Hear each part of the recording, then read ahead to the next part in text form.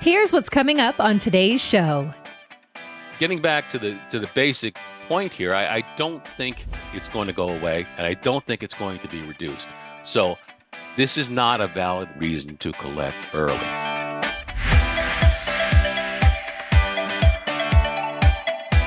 This is the Retire Happy podcast with John Amarino, a fiduciary financial advisor at Securus Financial in the San Diego area, and Thomas O'Connell, president of International Financial Advisory Group, Inc. in Parsippany, New Jersey.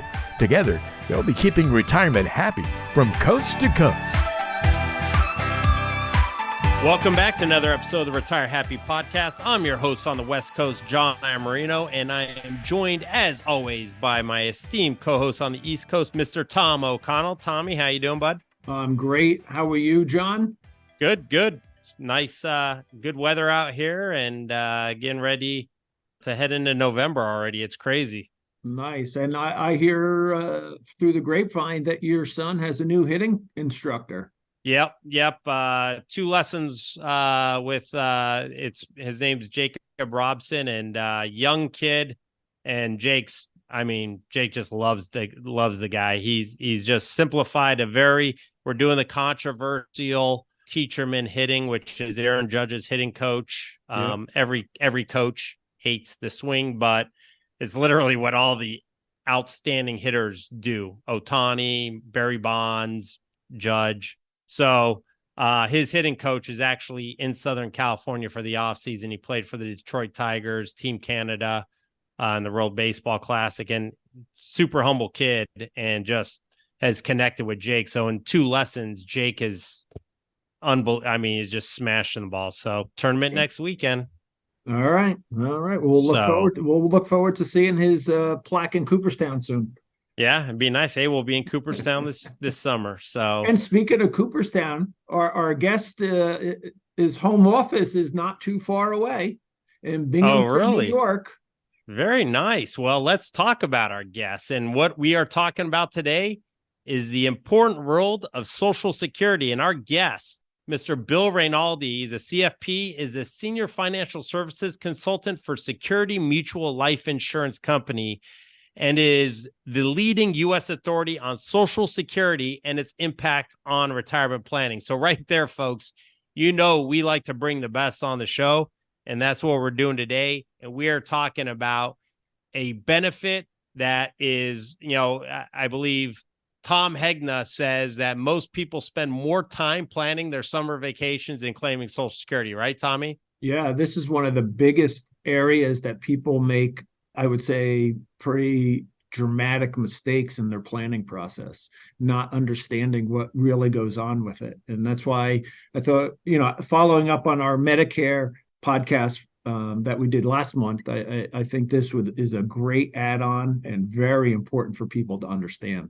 Yeah. I mean, it's a huge part of retirement and the income planning. And, in addition to just being a leading authority, Bill follows along the lines of what's important to us, and that's education. And he's been a feature presenter in numerous industry organizations and publishers. He's been in Trust Estates Magazine, Macmillan's Money Girl podcast, LIMRA, and the Society of Financial Service Professionals. And he is also the primary author, producer, and host of the SML Planning Minute podcast. So without further ado, I would like to introduce to you Mr. Bill Rainaldi. Welcome today's guest, the Senior Financial Services Consultant at Security Mutual Life Insurance Company. It's Bill Rainaldi. Well, hello to both of you. I'm really thrilled to be here. I have to admit, I'm an avid listener to the program, and I think you guys do a great job. And thanks. At least we have one besides our relatives. Yeah. Make sure you thumbs up, hit the subscribe button. And I think that when it comes to Social Security, you're right, Tom, when you talk about people making mistakes in claiming their Social Security. And what people tend not to understand is that when you make a mistake, it could cost you money every month for the rest of your life.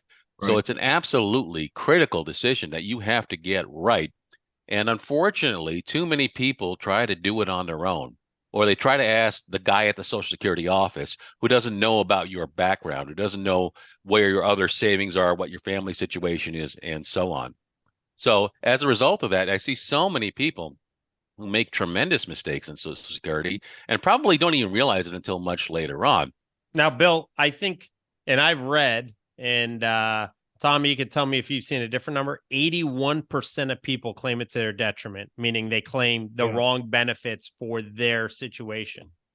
Yeah, and almost all those mistakes, John, are the net result is that people claim too early, and they claim before they're really ready. There's two things that people don't understand, I think, and when they go ahead and make that mistake. The first one is people tend to collect Social Security early in the belief that it's not going to be there. And you understand that happens because there's an awful lot of bad press going around about the Social Security system, and people are legitimately worried about what's going to happen. Now, I'm not able to say with certainty what's going to happen with Social Security, of course, but the way the system is now, if nothing is done between now and the year 2035, then they're going to run out of money in the Social Security Trust Fund. Social Security Trust Fund has about $2.8 trillion in it, and it's gradually being dissipated. Now, that doesn't mean that Social Security is going to go away in 2035. It just means that there's going to be a reduction. The estimated reduction is about 20%. But that also assumes that Congress doesn't do anything between now and then. And I just don't, my personal opinion is I just don't see that happening. If you could look back in history, people don't realize that we were in this situation before, only it was much worse before. Back in 1982 or 1983, the Social Security Trust Fund wasn't worth $2.8 trillion. It was worth almost zero. It had gotten dissipated to almost nothing. And it wasn't until then that Congress acted. And they made a couple of changes to the system. They changed the withholding rate, et cetera, and they increased very, very gradually full retirement age. So they thought they had fixed it for 75 years. And now, of course, here we are 40 years later with the same problem. But the thing I want to emphasize is that it took until the last minute before they fixed it. And that's what I think is more likely to happen. I wish they would fix it now, because the sooner you can fix it, the better off you're going to be. But I just firmly believe. I'm sorry, Tom? And the less costly it'll be. Well, that's exactly right. Yeah. And if they only understood that, I think they would move more quickly. But that's, I guess, not the way things work in Washington. It has to be pretty urgent. And right now it's not considered urgent enough. So I think it is going to get solved. I just don't think it's going to get solved right away. And I don't think it's a valid reason to collect early by thinking that it's not going to be there. I think it is going to be there. And I think it is going to be the full amount. When they changed it back in the early 80s, understand, I'm old enough to remember this because I was a young adult at the time. And they changed the full retirement age back then from 65 gradually to age 67. And it's taking 40 years. I was in my early 20s, and I realized that I'm in that first group of people who are going to go from 65 all the way to age 67. And what do you think a 20-something kid says about something like that? He doesn't care. It didn't make any difference to me. And today I wish they had been more aggressive about increasing that age, because we wouldn't have the same problem that we have right now. But getting back to the basic point here, I don't think it's going to go away, and I don't think it's going to be reduced. So this is not a valid reason to collect early. Hey, Bill, I totally agree with that. So a couple of structural changes I think we probably would see. Most likely is my best guess is they're going to raise the full retirement age to age 70, because people are just living longer and longer. They will do something about the COLA. And then the other thing is they'll probably get rid of the earnings cap.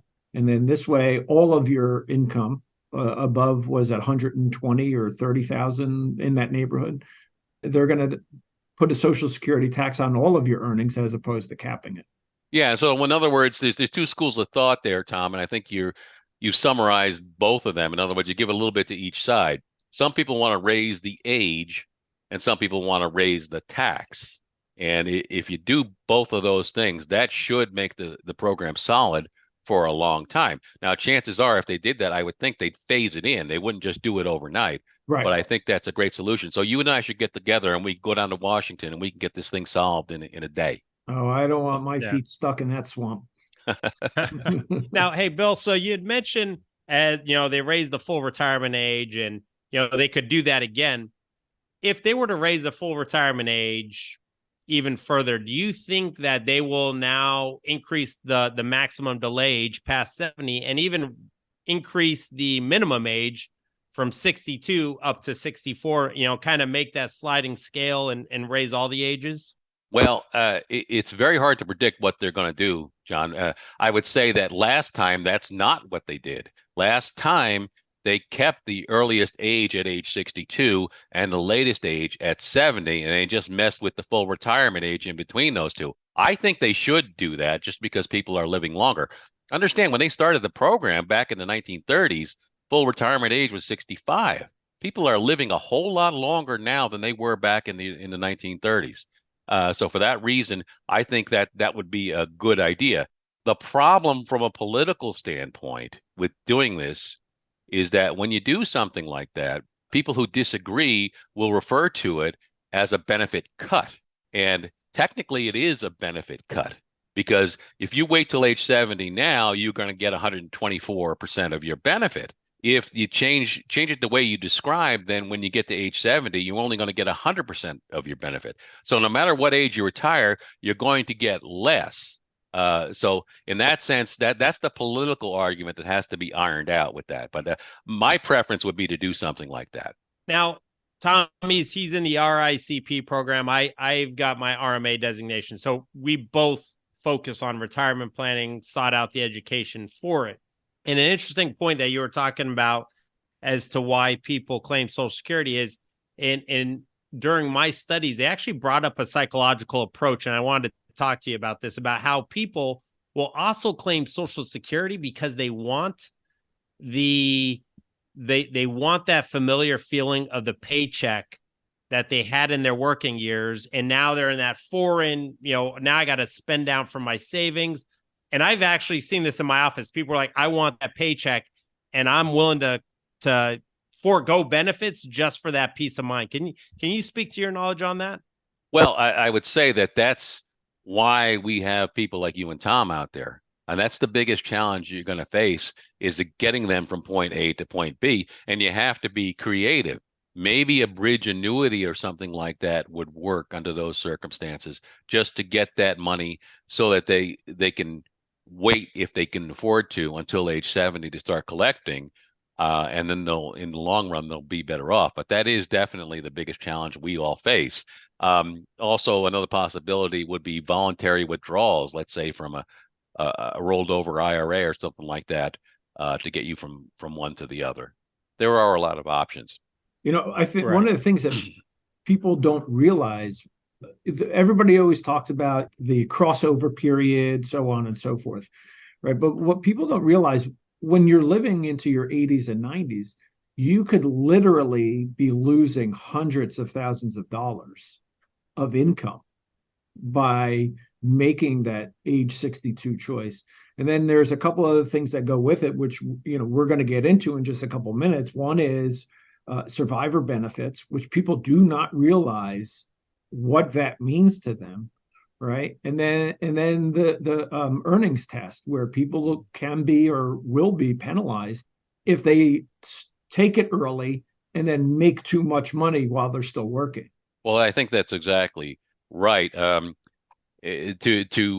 amplify what you're talking about, the survivor benefit, Tom, understand, living into your 80s or 90s is one thing, but a lot of people just take that one-dimensional approach. Am I going to live into my 80s or 90s?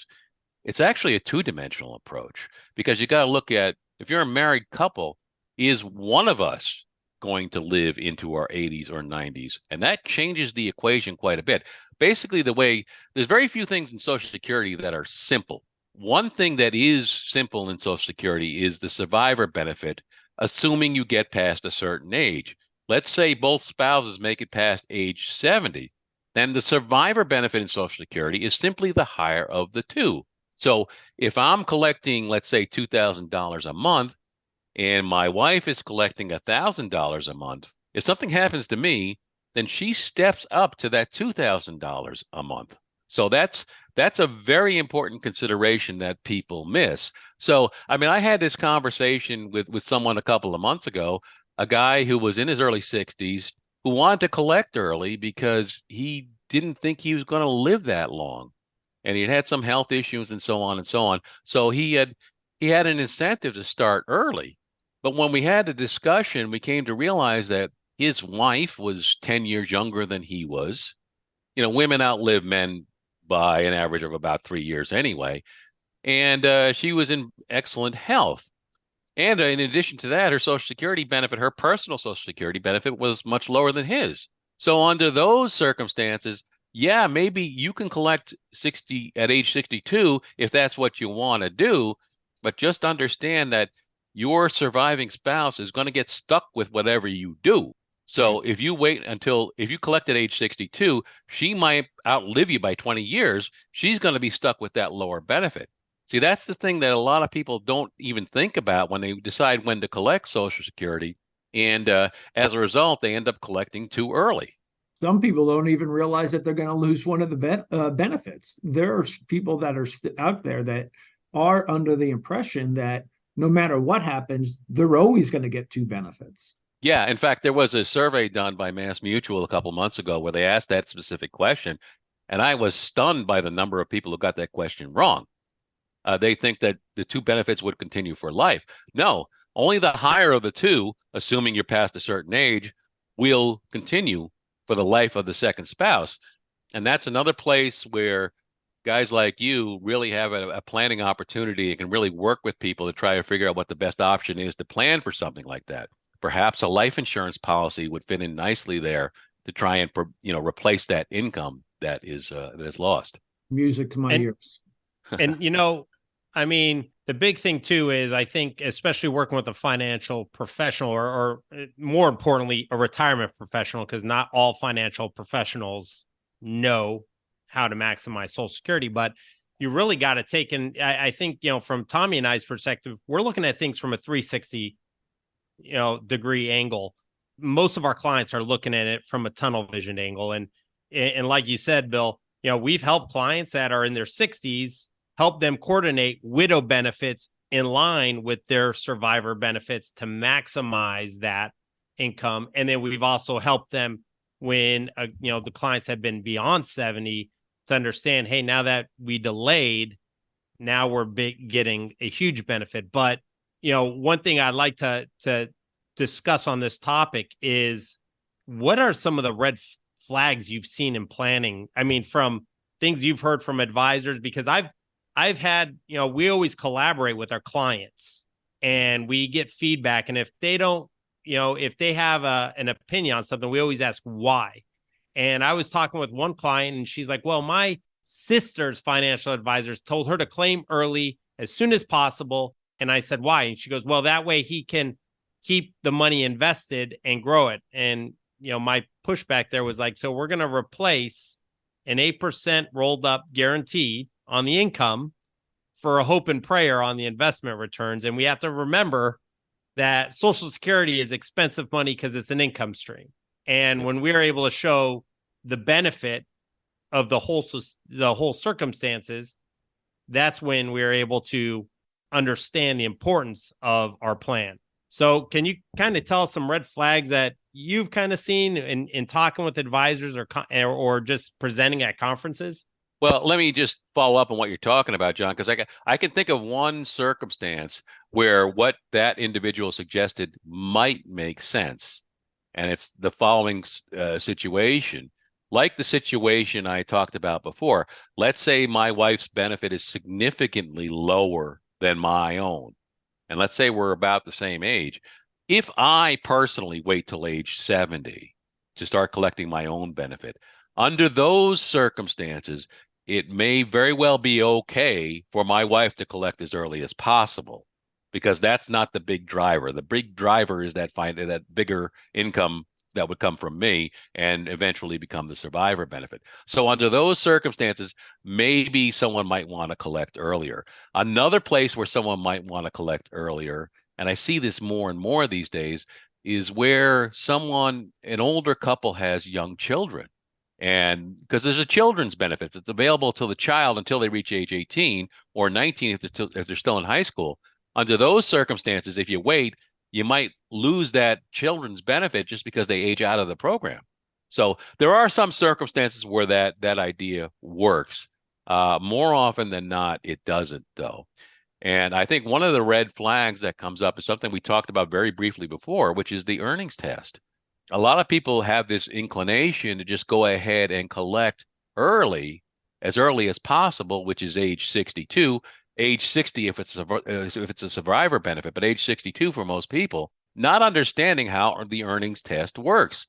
And the whole idea of the earnings test is that they don't want you to work full time and collect your Social Security at least until you get to full retirement age, which for most people that we talk to now is age 67. The earnings limit for next year, for 2024, is $22,320 a year.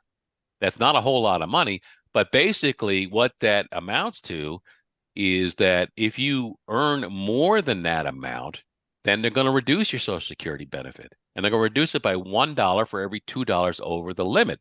So for most people, if they're still working and they want to continue to work, and let's say they're making $75,000 a year or more, that's going to essentially eliminate the possibility of filing. They're going to have to choose one or the other.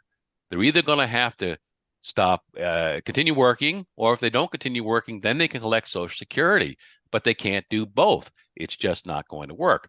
Now, understand, when I say that $22,320, I'm talking specifically about wages. Okay, I'm not talking about interest income or withdrawals from an IRA or anything like that. It's just the wages. They don't want you working and collecting it at the same time, at least until you get to age 67. And most people seem to forget that. So that's one big red flag that I see right there. And unfortunately, I've seen people who have said, well, I'm just going to tell them I'm not making anything. I'm not working anymore. Now, listen, how does that work out? Well, the one good thing is that the SSA is not the IRS. Okay, so they can't garnish your wages. They're not going to send auditors to your home or anything like that. But it's not like they don't talk to each other. Of course, they talk to each other. Those pesky 1099s and W-2s might get in the way. Yeah, I would say they do. And they're gonna, I talked to a woman recently who had just gotten what's called a demand letter from the SSA saying, you told us you're going to make this amount, you made that amount, therefore we want this money back. And it's very unpleasant when something like that comes. You don't want to have to deal with something like that. Ed Slott is famous for saying, how are they going to know? And his answer is always, ask the guy in the cell next to you. But let's talk about that earnings test a little bit further, if you don't mind. So there's a penalty. It's a 1 for 2, right? And then in your year of your full retirement age year, it's 1 for 3, I think, right? But what happens to those dollars? That's something that a lot of people, they get that wrong as well. So they think that money just disappears forever. So what happens with those dollars? Well, let me just give you a very simple example of what happens. Let's say you file at age 62 and you continue to work and you don't make that much money. Let's say you make 30-something thousand. And as a result of that, well, first of all, you got to put that estimated amount on your application when you apply to collect Social Security, and then they true it up the next year. But let's just say it happens to work out that you lost half of your benefit. Okay, it was reduced by 1/2. That doesn't mean that every check is going to be reduced by 50%. What that means is that you're not going to get anything at all for the first 6 months, and then you're going to get the full amount for the remaining 6 months of the year. So If you understand that, you understand how they rectify things at the end. If you're in that circumstance, what they would do is when you get the full retirement age, let's say age 67, they would add back the 6 months that you lost. So starting at age 67, they would treat you not as if you had retired at age or started collecting at age 62, but as if you had started collecting at age 62 and a half. So there will be a bump in your benefit when you reach age 62. So the most important thing to understand is that if you're subject to all this, and so many people are, not all is lost. Okay, you are going to recover some of that money in the future. As an example, let's say you start collecting at age 62, you make so much money that you never end up getting anything from Social Security, and you never stop working. Well, then at age 67, you would be automatically starting to collect your full retirement age benefit. So they just basically add back the months that you lose because of the earnings test. So I had this with a client. Can we talk about, so if someone claims Social Security, they're working, and then, they get professional help, and we say, hey, listen, this is a mistake. You shouldn't be working right now. And it's within 12 months. Can you talk about for all you golfers out there, the Social Security mulligan? Well, I am a golfer, and I do refer to it using that exact term. You can change your mind within the first 12 months. Let's say you decide to collect at age 62, and after a couple of months, you're bored to tears. Or your boss says, I don't know how we ever got by without you. I'm going to offer you twice as much money if you come back. Well, under those circumstances, you have the option to withdraw your application within the first 12 months, and it'd be as if you never applied in the first place. That's the good news. There is some bad news, though. The bad news is you got to pay them back whatever you collected on that Social Security in the first place. So you're going to have to probably write a big check back for whatever it is, the 3 months, the 6 months of benefits you collected. But you do have that option, and that does come in handy because you just don't know what it's going to be like when you actually stop working, right? You don't know what your life is going to be like really when that happens. So you have the option of fixing that if that's what you want to do. And I think that's an important thing that people don't recognize.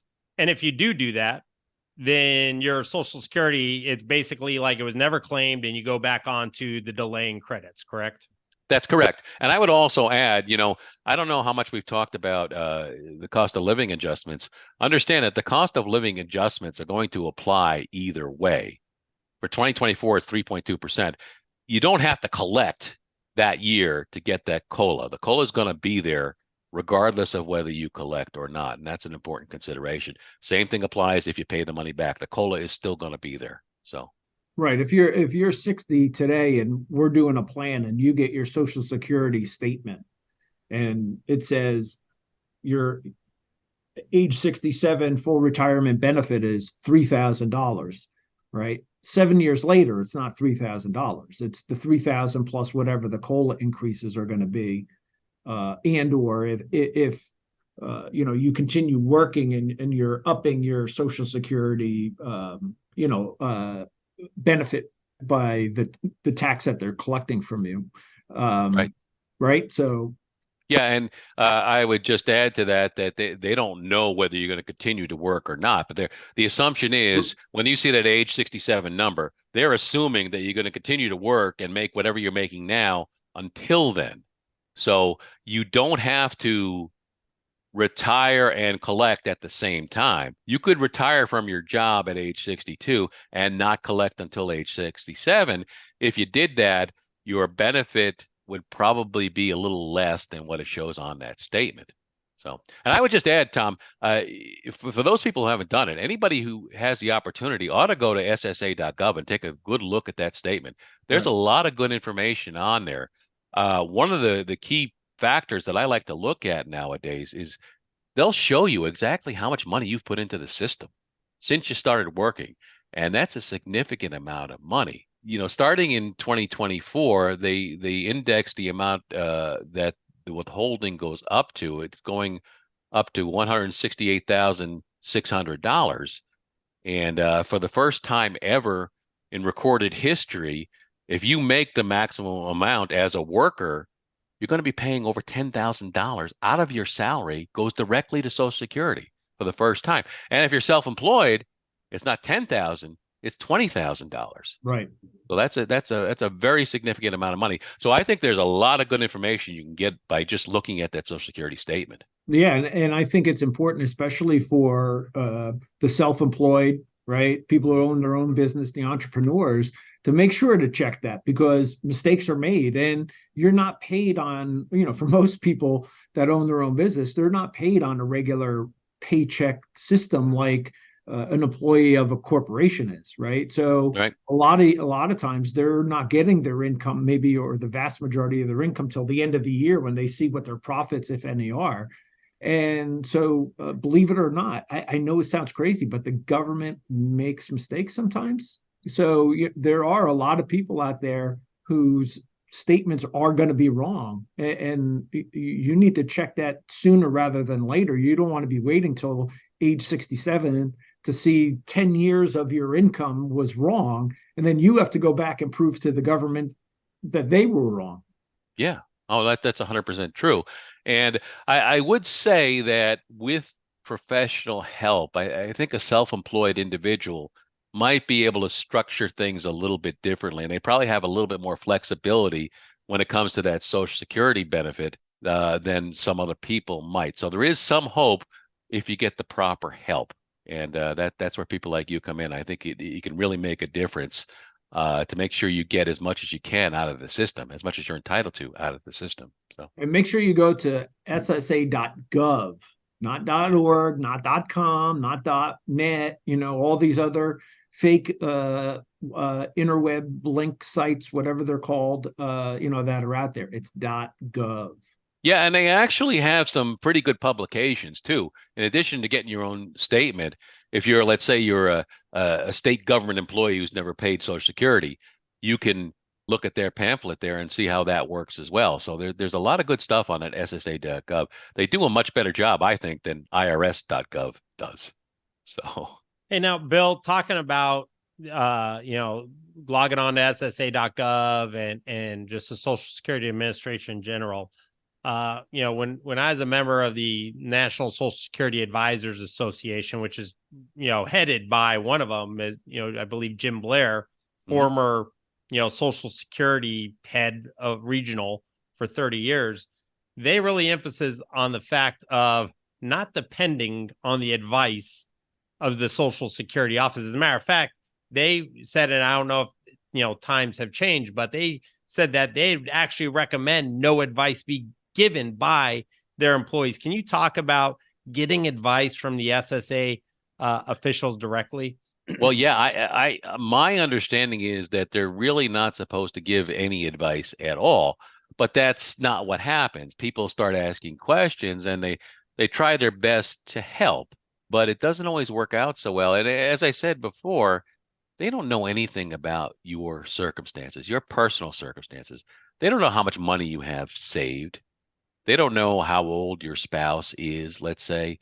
They don't know, you might have a disabled adult child where that child could get a Social Security benefit from you, and that might affect the decision. They have no way of knowing that unless you tell them. So you really need to get a more in-depth analysis done. And I think it's okay to go to the SSA office if you want to do it that way. Sit down with them. But if you have something specific you want to talk about, I would set an appointment. I wouldn't just show up at the office. But if you set an appointment, and let's say you want to talk about a spousal benefit or something like that, they will set the appointment with someone who knows something about spousal benefits. But again, you just can't rely on them to give you advice because they just don't know enough about you to do something like that. Kind of like getting advice into on a 401k company calculator as to when you can retire. That's right. Right. Now, Yeah. I know your website at work, Bill, that you guys have a spreadsheet or a worksheet that folks can download, right? And they can work on it a little bit for themselves.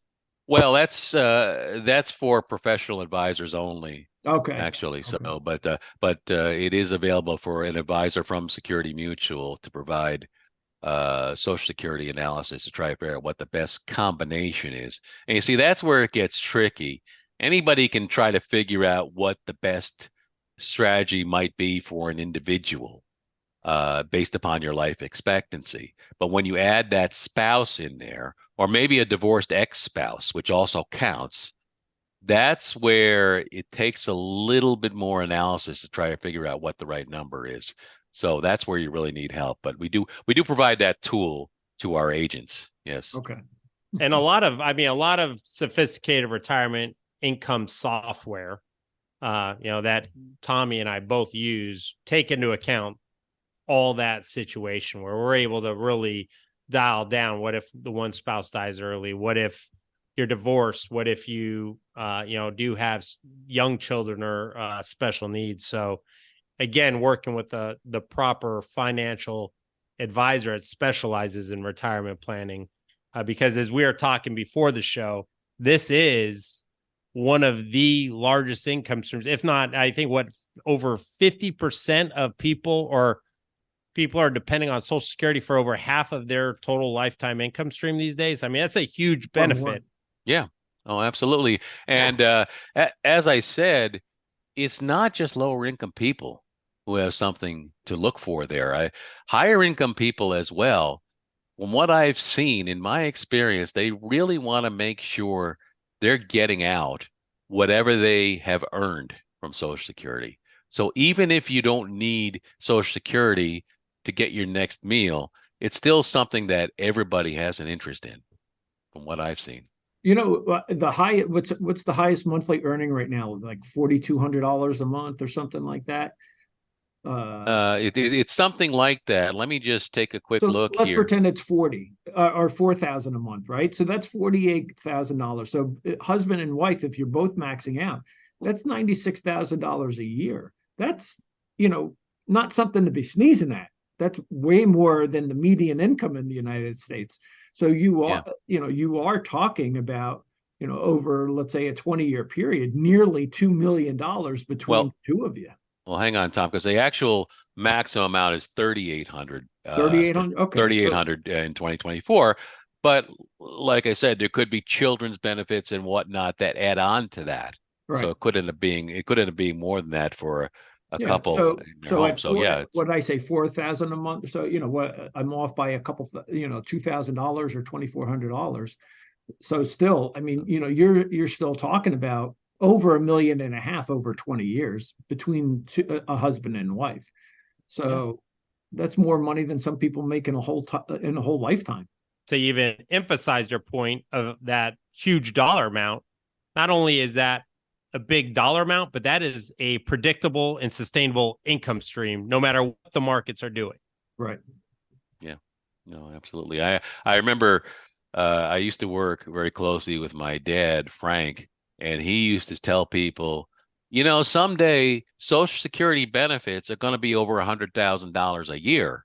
And guess what? We're getting pretty close to that right now for a lot of people, for a lot of families. So it's a major consideration for anybody.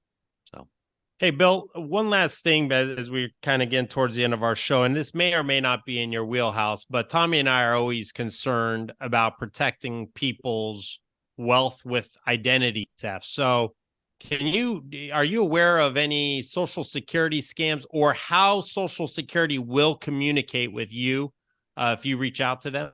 Well, that's one of the advantages to going there in person, I suppose. But they publish every year a top 10 list of scams that occur involving Social Security, and you can always take a look at that. You can always subscribe to the SSA.gov blog, and they have that information for you because it's happening more and more. And there's no easy way around it. I mean, it's something we all have to be concerned about. It's not just Social Security either, of course, it's everything else. But Social Security in particular, perhaps because the people who use it tend to be older and less sophisticated when it comes to computer technology. For that reason, it's something everybody has to watch out for, especially older people. They're not going to be reaching out to you on TikTok. Just FYI. Yeah, and like the IRS always writes you at your home address. If you get a call from someone who says they're from Social Security, or a text message even from someone who says they're from Social Security, you have to be extremely careful. And I would not provide any information to anybody who reaches out to you first. Right. Excellent. Well, Bill, we appreciate your knowledge. I mean, this is such an important topic, and we appreciate you spending time. And for the audience, and I want to ask Bill where they can find your podcast, because your podcast is a great podcast. It's not very long. It's not as long as ours, but it's weekly, and it's filled with great information. So, Bill, where can they find your podcast? It's called the SML, Sam Mary Lincoln, SML Planning Minute. And it's available through most any other place that you get your podcast, through Google and through Apple and whatnot. And it's only 5 to 10 minutes per week. We've done over 250 episodes. And we talk about things like, will future retirees be able to maintain their living standard? Are millennials better prepared, or boomers better prepared for retirement? And we try to throw in an occasional celebrity estate podcast and things like that to try and keep it interesting. But as I mentioned, it's once a week, and it's real quick, and we're really proud of how that has come out. So by all means, it doesn't cost anything to subscribe to that. So go ahead and do it. And I'm going to give a shout out to Bill, not only Bill, but the company Security Mutual. Everybody who listens to the show knows that I'm a big fan of life insurance, and Security Mutual is one of my go-to companies. Their company has a stellar reputation. It's been around for almost 130 years, if not somewhere around there, I think. A little longer, yeah. Paid a dividend for, I think, 127 consecutive years. Their service is impeccable. The people that work for the company are incredible. I've become friends with Bill and Dan Foley, and especially Marty Smith, all executives of the company. I couldn't say enough good things about the company itself. Thank you. And his recommendations of life insurance company. I mean, if I have a life insurance questions, I go to Tommy, and he does not mince words when it comes to his disdain for some of the companies out there. So to get high remarks from Tommy, wow. And to stay, especially in today's environment, to stay top of mind, I mean that is definitely kudos to you and your folks over at Security Mutual.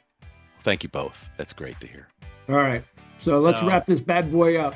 Yep. So again, Bill, thank you for coming on the show. We appreciate it. And folks, thank you for listening.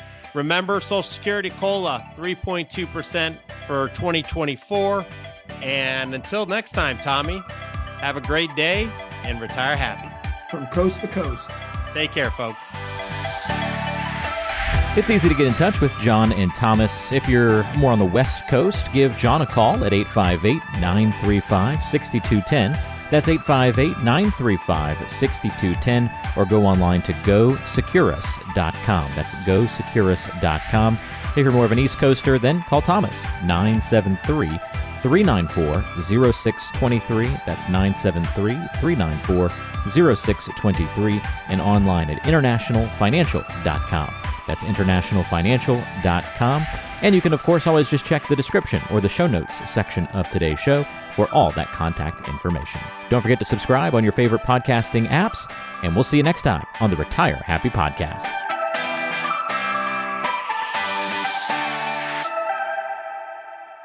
Investment advisory services offered through Brookstone Capital Management, LLC BCM, a registered investment advisor. BCM, Securus Financial, and International Financial Advisory Group are independent of each other. Insurance products and services are not offered through BCM, but are offered and sold through individually licensed and appointed agents. The opinions expressed by John Iamarino, Thomas O'Connell, and guests on this show are their own and are based upon information considered reliable, although it should not be relied upon as such. Any statements or opinions are subject to change without notice. Investments involve risk and, unless otherwise stated, are not guaranteed. Past performance cannot not be used as an indicator to determine future results. Any strategies mentioned may not be suitable for everyone. Information expressed does not take into account your specific situation or objectives and is not intended as recommendations appropriate for you. Before acting on any information mentioned, please consult with a qualified tax or investment advisor to determine if it is suitable for your specific situation. This program is designed to provide accurate and authoritative information with regard to the subjects covered. Registered investment advisors and investment advisor representatives act as fiduciaries for all of our investment management clients. We have an obligation to act in the best interests of our clients and to make full disclosure of any conflicts of interest, if any exist. Please refer to our firm brochure, the ADV 2A Item 4, for additional information.